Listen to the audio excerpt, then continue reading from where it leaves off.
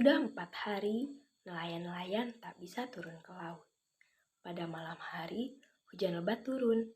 Gemuruh gelombang, tiupan angin kencang di kegelapan malam seolah-olah memberi tanda bahwa alam sedang murka, laut sedang marah. Bahkan, bintang-bintang pun seolah tak berani menampakkan diri. Nelayan-nelayan miskin yang menggantungkan rezekinya pada laut setiap hari bersusah hati. Ibu-ibu nelayan terpaksa merelakan menjual emas simpanannya yang hanya 1 ataupun 2 gram untuk membeli kebutuhan sehari-hari. Mereka yang tak punya benda berharga terpaksa meminjam pada lintah darat.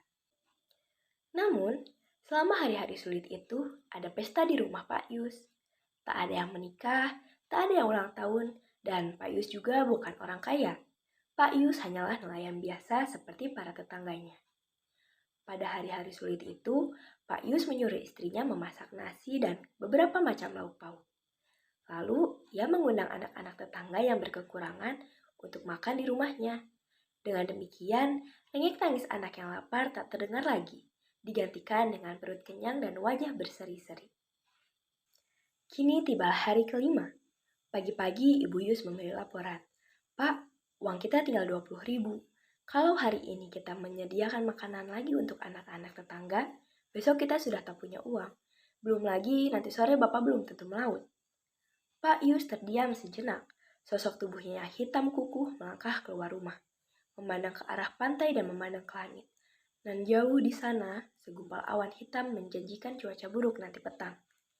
Kemudian ia masuk ke rumah dan berkata mantap, Ibu, pergi saja ke pasar dan berbelanja seperti kemarin.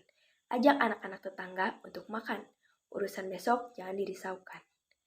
Ibu Yus pergi ke dapur dan mengambil keranjang pasar. Seperti biasa, ia patuh pada perintah suaminya. Selama ini, Pak Yus sanggup mengatasi kesulitan apapun. Sementara itu, Pak Yus masuk ke kamar dan berdoa. Ia memohon agar Tuhan memberikan cuaca yang baik nanti petang dan malam.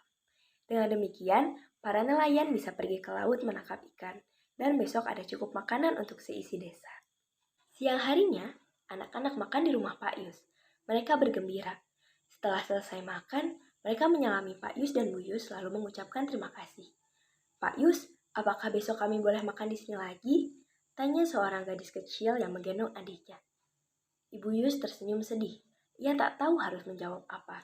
Tapi dengan mantap, dengan suara yang besar dan berat, Pak Yus berkata, Tidak, Titi, besok kamu makan di rumahmu, dan semua anak ini akan makan enak di rumahnya masing-masing. Titi dan adiknya tersenyum. Mereka percaya pada perkataan Pak Yus. Pak Yus merupakan nelayan yang berpengalaman. Mungkin ia tahu bahwa nanti malam, cuaca akan cerah dan para nelayan akan pergi memanen ikan. Kira-kira jam 4 petang Pak Yus keluar rumah dan memandang ke pantai. Laut tenang, angin bertiup sepoi-sepoi dan pohon kelapa gemerisi keringat. Segumpal awan hitam yang menjanjikan cuaca buruk sirna entah kemana.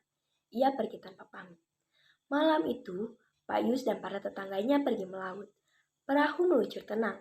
Para nelayan berhasil menangkap banyak ikan. Ketika fajar merekah, perahu-perahu mereka menuju pantai dan disambut oleh para anggota keluarga dengan gembira. Pak Yus teringat pada anak-anak tetangga. Tuhan telah menjawab doanya. Semua nelayan itu mendapat rezeki. Hari itu, tak ada lagi pesta di rumah Pak Yus. Semua anak makan di rumahnya masing-masing. Sekali lagi, di atas perahunya, Pak Yus memanjatkan doa syukur.